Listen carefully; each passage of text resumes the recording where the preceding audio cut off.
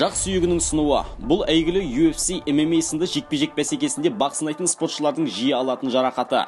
Бір қуантарлығы соққының жойқындығына қарамастан азда болса көмектесетін қорғаныс капалары бар. Дегенмен бұл заттың спортшыларды толықтай қорғап, жақтың сынуына жол бермейді деген принцип жоқ. Тіпті капасымен қоса қалпақша ұшыратын жойқын нокауттарды да көріп жүрміз. Осыған дәлел болатын MMA тұжырымындағы ең қауіпті жақ жарақаттарын ұсынамыз.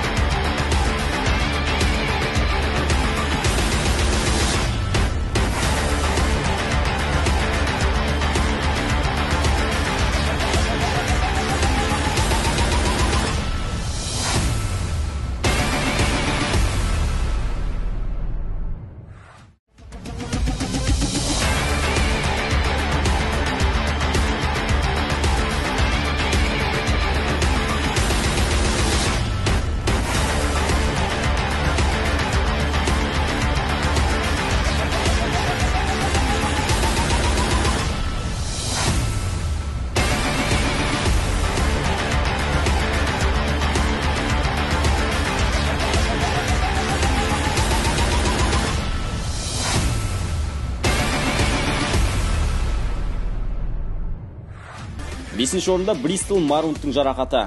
Гилберт Смитке қарсы жекпе-жек жанкүйерлер үшін керемет әсер қалдырып, тамаша кеш сыйлаған болатын. Тіпті қызып кеткен сонша, қарсылас тарапынан қарымта жауаптың болатынын ұмытқандай. Көп күттірмей Смит сол қол арқылы хук жасайды. Артынша денсаулығынан кінәрат табылған сезген ол рефериге кездесуді тоқтатуды бұйырады.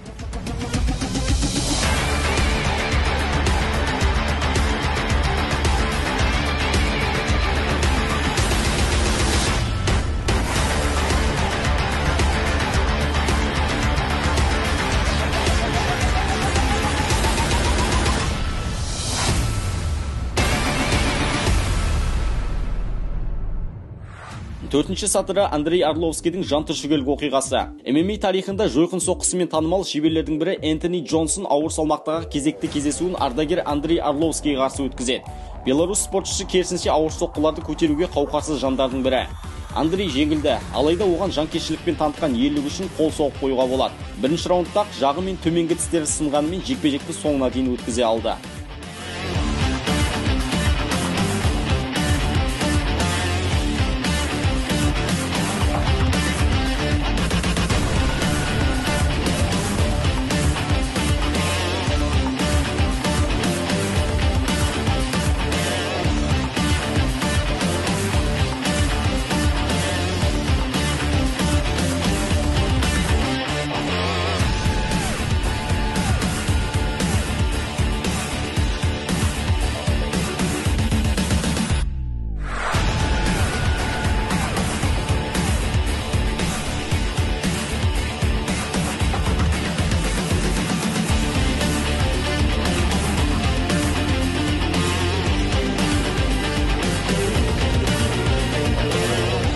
Үздігіштікті Джон Макдесси түйіндеп тұр. Жеңіл салмақтағы Дональд Серрониге қарсы жекпе-жегі мүлдем өзгеше кейіпте аяқталды. Қарсыласынан көзілеспе жылдамдыққа ие хай-кик алған Джон төрешіге кездесуді тоқтат деген ишарат білдіреді. Алғашында Макдессиден басқа жандар не болған ұқпады, бірақ кейіпкеріміздің бұл ісі дұрыс болғандай. Себебі Дональд жаңағы соққысымен оның жағын сындырып үлгерген екен. 2 күннен соң Макдессиге қайта қалыпқа келтіру отасы сәтті жасалды.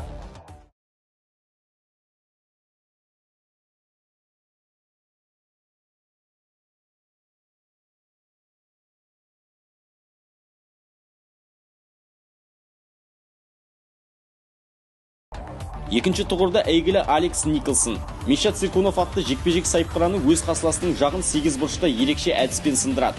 Тұншықтыру әдісін қолданып жатқан Мишаға Алекс мойнын еш берер емес. Ақыры болмаған соң Циркунов оның жағын қысып өзіне тарта бұра бастады. Нәтижесінде тура сол жерде Николсонның жағы сынған болатын. Тіпті сүйегінің шықырлаған дыбысы шыққаны байқалды. Қорытындысында Алекс дереу ота жасатуға мәжбүр. Алғашқы орында Штефан Штруве. Ауыр салмақтағы майталман Марк Ханттың қандай жойқын соққыға ие екендігі бүкіл MMA жанкүйерлері білетін болар. Дәл осы қабілетін ол Штефан Штрувеге қарсы жекпе-жекте кезекті рет көрсетті.